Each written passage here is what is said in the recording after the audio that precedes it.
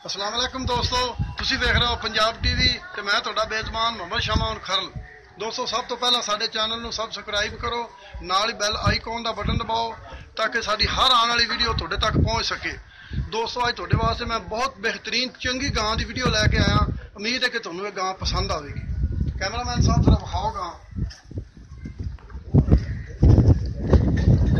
यह गां जी बहुत चंगी गां है, बेहतरीन गां है। ये साहिवाल ते विलायती क्रॉस गां है ते नस्ली गां है ते घर दी गां है। कैमरामैन साहब जरा तसल्ली नाल गां विखाओ साडे दोस्तां नूं।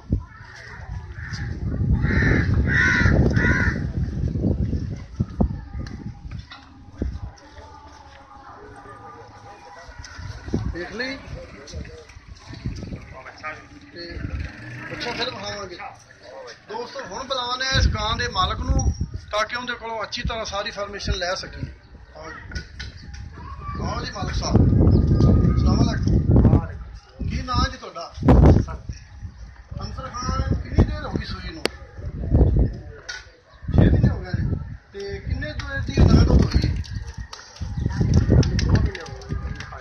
2 महीना का बीर खाया। चंगा बीर खाया है? जी चंगा वलैती रखा। वलैती बेहतरीन रखाया। अच्छा ते ਇਹਦਾ ਉਹ ਬੱਚਾ ਹੈ। ਕੈਮਰਾਮੈਨ ਸਾਹਿਬ ਜਰਾ ਆਓ ਬੱਚਾ ਵਿਖਾਓ ਦੋਸਤਾਂ ਨੂੰ, ਇੱਧਰ ਨੇੜੇ ਆ।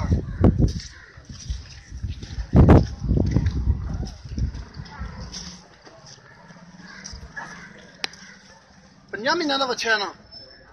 ਇਹ ਬੱਚਾ ਹੈ ਜੀ ਗਾਂ ਦਾ, ਚੰਗਾ ਬੱਚਾ ਹੈ, ਸੋਹਣਾ ਹੈ, ਬਿਹਤਰੀਨ ਹੈ, ਬਿਲਕੁਲ ਠੀਕ ਹੈ ਬੱਚਾ। ਸਵਾਰ ਤੇ ਕੈਮਰਾਮੈਨ ਸਾਹਿਬ ਵਿਖਾਓ।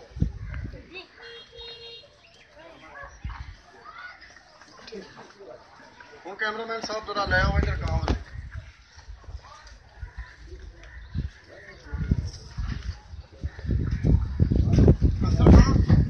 हूँ तू ये दस इधर गांव के सामने ये गां 2 महीने की गब्बन तो हैगी असीं मान लिया, लेकिन दुध कितना देती? दुध हाजिर 2 टाइम 4 किलो देती। 2 किलो उस वेले 2 किलो उस वेले। ठीक ते इहदा हुण की डिमांड शमान है? किन्ना इहदा मुੱਲ है? इहदा लाख रुपया मुੱਲ। लाख रुपया मुੱਲ है। तो जे साडा कोई भरा खरीदना चाहे तो कोई प्यार मुहब्बत कर लेगा, कोई छूट कर लेगा थोड़ी बहुत? कर लांगे। ठीक ठीक है, बिल्कुल सही। दोस्तों ये वीडियो तुहानूं जिहड़ी विखाई है इन्हां लाख रुपया मालकां ने मुੱਲ कीता है ते अपने नाल प्यार मुहब्बत कर लैणगे। ते जिस भरा नूं ये गां पसंद आवे साडा नंबर लग्या डिस्क्रिप्शन दे विच ते उस तो साडे नाल राबता कर सकदे हो। खुदा हाफिज़।